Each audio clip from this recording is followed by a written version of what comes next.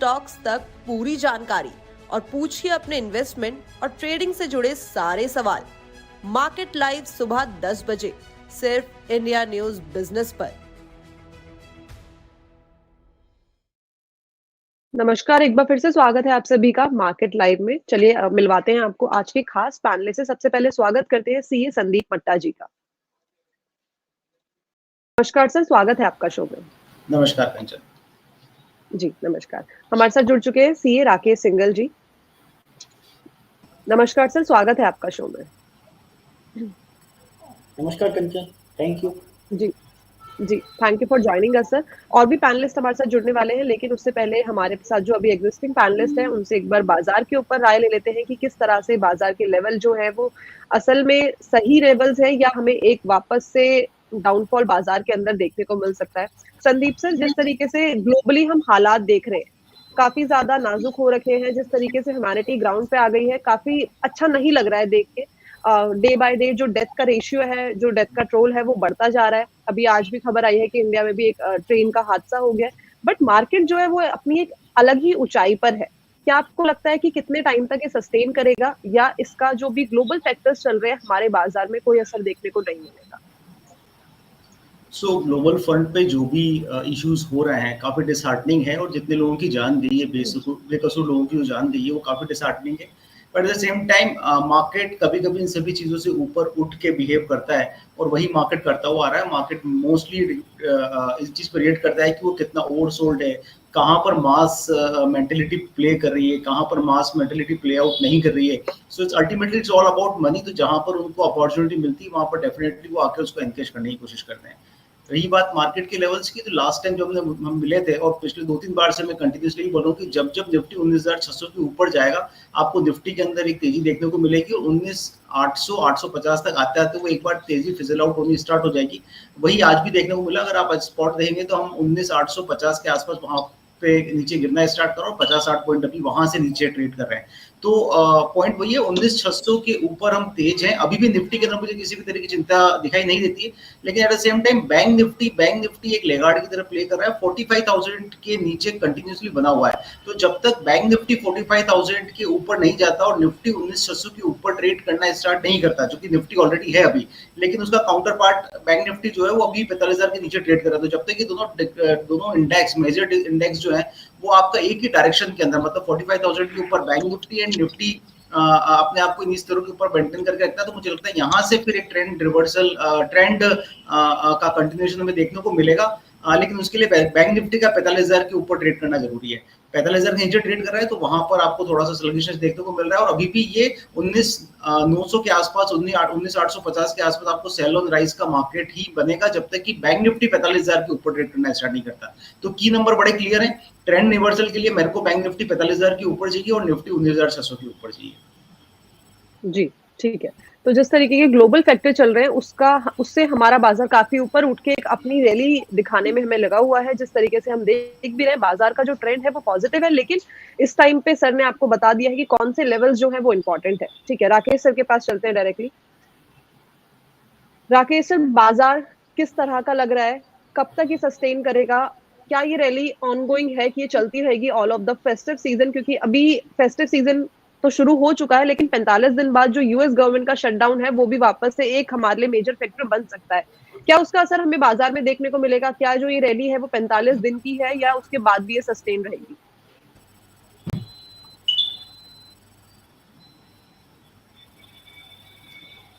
एक बार दोबारा question repeat करेंगे? आई थिंक थोड़ा कनेक्शन का प्रॉब्लम था कुछ।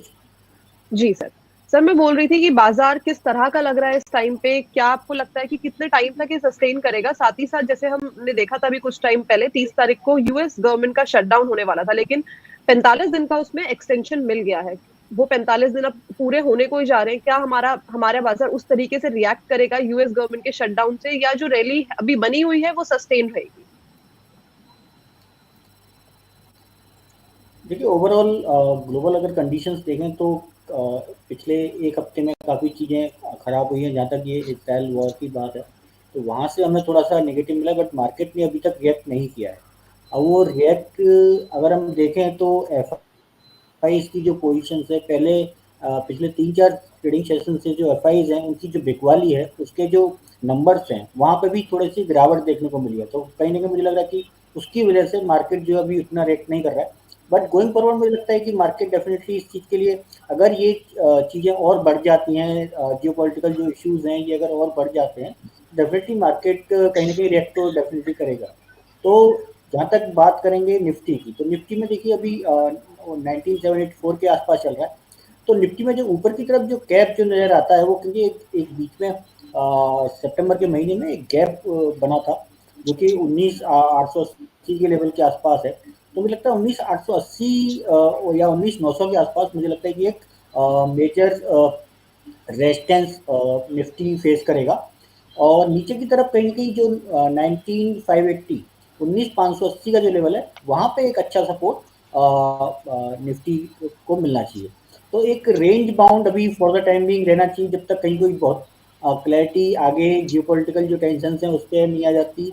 और आगे जो आने वाला जो वीक है या आज भी है, अगर इंडिया की बात करें तो यहाँ पे सीपीआई के नंबर्स आएंगे, इंडस्ट्रियल प्रोडक्शन के नंबर्स आएंगे, इसके अलावा डब्ल्यूपीआई के नंबर्स भी आएंगे और यूएस के जॉबलेस क्लेम के आंकड़े भी आएंगे। तो इन सब चीज़ों पर जो डेटा मैक्रो डेटा पॉइंट्स जो होते हैं उन पर भी हमें थोड़ा सा नज़र रखना पड़ेगा वहाँ किस तरीके से चीज़ें आती हैं।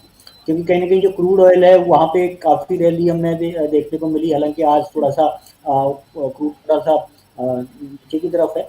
बट कहीं ना कहीं इन सब चीज़ों को देखते हुए, क्रूड की जो हालत है उसको देखते हुए, तो हमारी जो सीपीआई है डब्ल्यूपीआई है उसके नंबर कैसे आएंगे वो देखना इम्पोर्टेंट रहेगा। और जहाँ तक बात है बैंक निफ्टी की, तो देखिए बैंक निफ्टी में हमें लगता है कि बैंक निफ्टी में भी निफ्टी मुकाबले थोड़ा सा उतना स्ट्रॉन्ग नहीं है।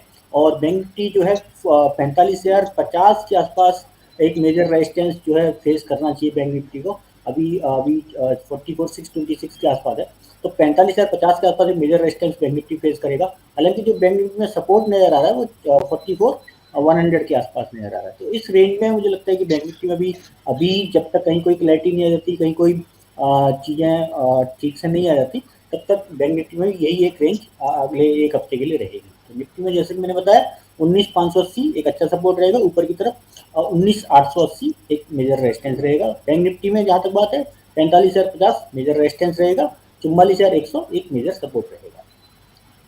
जी ठीक है, तो ओवरऑल राय ले ली है निफ्टी, बैंक निफ्टी और बाजार के ऊपर हमारे जो ग्लोबल फैक्टर्स हैं उनका क्या असर देखने को मिलेगा। हमारे साथ एक मेहमान और जुड़ चुके हैं, उनका भी एक बार स्वागत कर लेते हैं। नमस्कार नितिलेश सर, स्वागत है आपका शो में। सर आपका वीडियो शो नहीं हो रहा है।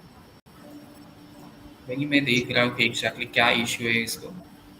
चलिए कोई इशू नहीं, तब तक मैं एक बार कंटिन्यू करती हूँ, आप एक बार टेक्निकल ग्लिच कंप्लीट कर लीजिए। ठीक है संदीप सर, जैसे कि हम देख रहे हैं बाजार में इस टाइम पे कुछ रिपोर्ट्स भी आई है कि लोग अब क्रूड से अपना पैसा निकाल के सोना चांदी की तरफ मुड़ने लग गए हैं। और साथ ही साथ एक रिपोर्ट ये भी आई है, एक कमिटमेंट ये भी आई है सऊदी अरेबिया की तरफ से कि जो क्रूड ऑयल हमारा वहां से इंपोर्ट होता है उसमें कोई भी रुकावट नहीं आएगी। लेकिन फिर भी लोग अपना जो पैसा है वो क्रूड से अब निकालना चालू कर दिया है उन्होंने। एक डर बैठ गया है लोगों के अंदर, जो एक ऑनगोइंग वॉर चल रहा है। आपको क्या लगता है अगर ये पैनिक बन गया, अगर हमारे बाजार में ये पैनिक क्रिएट हो गया और लोगों ने सेल ऑफ करना शुरू कर दिया, तो उस सिचुएशन में हमें क्या स्टेप लेना चाहिए और ऐसी सिचुएशन आ सकती है या फिर नहीं? देखिए मार्केट के अंदर पैसा आपको लो रिटर्न से हाई रिटर्न की एक्सपेक्टेशन की तरफ डाइवर्ट करता हुआ हर मार्केट सिनेरियो में नजर आता है।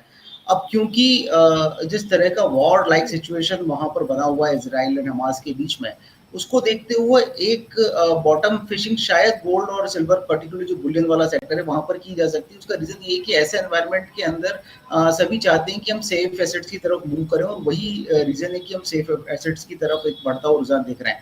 एट द सेम टाइम अगर आप देखेंगे, अगर आप उनके आरएस नंबर वगैरह कंपेयर करेंगे तो आपको बहुत क्लियरली चीज समझ में आएगी कि अपने एवरेजेस से काफी नीचे ट्रेड कर रहे हैं। तो 1800-1820 डॉलर के आसपास एक बहुत स्ट्रॉन्ग सपोर्ट है डॉलर टर्म्स के अंदर गोल्ड के अंदर, तो वहां से एक अच्छी तेजी बनती हुई दिखी है। और अगर आप याद करें तो पिछली बार मैंने स्पेसिफिकली ये बोला था कि गोल्ड बीस में बाय करें, वो 48.5 के आसपास 48.3 के आसपास चल रहा था, वहां से हमने ऑलमोस्ट ₹1 गोल्ड बीस में बढ़ता हुआ देखा है। तो ये ₹1 परसेंटेज टर्म के अंदर आपको ये चाल दिखा देगा कि किस तरह से गोल्ड के अंदर बिहेवियर आया है सिमिलरली सिल्वर के अंदर भी सेम पॉइंट आया। तो ये हमने लास्ट वीक जब हम बैठे थे तो हमने एग्जैक्टली ये मूवमेंट आइडेंटिफाई किया था कि अब मुझे गोल्ड पीस यहाँ से सस्ते नजर आ रहे हैं और गोल्ड यहाँ से मुझे ऑलमोस्ट $100 के आसपास की तेजी करता नजर आ रहा है और उसमें से 90% टारगेट हिट हो चुका है। मुझे लगता है कि भारतीय बाजारों के अंदर, क्योंकि आने वाला सीजन है, त्योहारी सीजन है, शादियों का सीजन है, तो वहां पे गोल्ड की आपको डिमांड बढ़ती नजर आएगी। एट द सेम टाइम आप जो फिजिकल मार्केट है उसमें भी देखेंगे तो गोल्ड अभी 900 950 की प्रीमियम के आसपास चल रहा है, वहीं चांदी 2000 रुपए की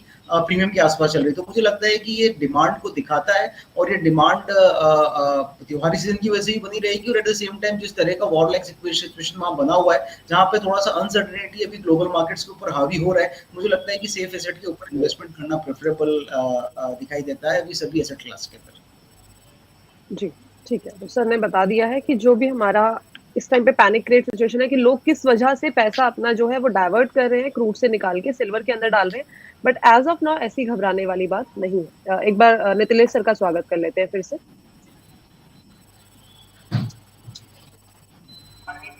नमस्कार नितिलेश सर, स्वागत है आपका शो में। Good morning. Good morning sir. Sir किस तरीके का लग रहा है बाजार, क्या करना चाहिए? कोई शॉर्टिंग की अपॉर्चुनिटी देखने को मिल रही है हमें बाजार में इस वक्त? देखो, मार्केट अभी भी अच्छा खासा लेवल के ऊपर अभी ट्रेड कर रहा है। जैसे मैं राकेश सर को भी सुन रहा था, एक्जैक्टली सेम एनालिसिस के साथ जाना पसंद करूंगा। 19,850 19,900 एक इम्पॉर्टेंट लेवल है। यहाँ पे मेरे हिसाब से मार्केट एक बार के लिए रुकना चाहिए। अगर हम लोग फिबो को ड्रॉ करेंगे तो ऑलमोस्ट 61% का एरिया भी आ रहा है। कल भी मैंने चैनल के ऊपर सेम चीज़ के बारे में डिस्कशन किया था।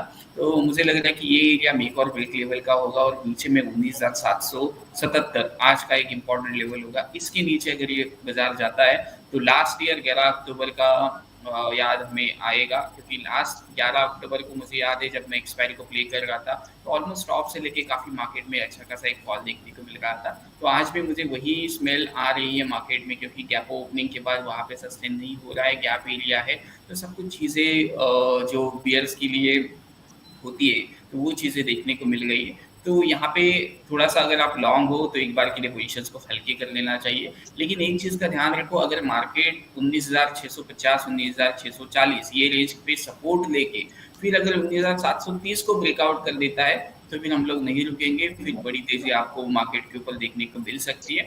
तो पोजीशंस जो भी बनाओगे आप strictly stop loss proper risk management के साथ बनाना, क्योंकि एक दिन में सिनारियो ऐसे चेंज हो रहे हैं। क्रूड 7,200 से लेके 6,900 आता है, 6,900 से लेके 7,200 आता है। तो अपनी पोजीशंस को आपको हैंडल करना पड़ेगा ओवरनाइट जो भी कुछ कैरी कर रहे हो। तो मेरा व्यू क्लियर है, 19,777 के नीचे हम लोग एक शॉर्ट ट्रेड इनिशिएट कर सकते हैं। 19,840 इनिशियल लेवल के ऊपर स्टॉप लॉस बनेगा। जी ठीक है। तो सर ने बता दिया है, लेवल्स बता दिए हैं कि इस टाइम पे आपको बाजार के अंदर क्या करना चाहिए। ओवरऑल राय ले ली है बाजार के ऊपर। निफ्टी बैंक निफ्टी क्या अपॉर्चुनिटी बन रही है, कौन से लेवल क्रूशियल है आपके लिए। अब चलते हैं मार्केट लाइव के सेकंड सेगमेंट में, जहां पे हम लेंगे जितने भी हमारे एक्सपर्ट्स हैं उनकी रिकमेंडेशन की, उनकी नजर कौन से स्टॉक्स पर है।